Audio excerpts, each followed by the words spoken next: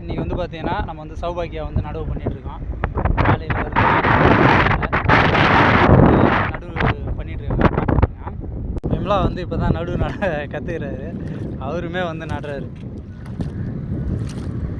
என்ன விமலா நட்டுருவியா? பார்த்தீங்களா, அதை ஒரு 2 கழனி வந்து நடவு பண்ணியாச்சு. இது வந்து சௌபாக்கியா ரகம். என்னடா பண்ணுற பையன்?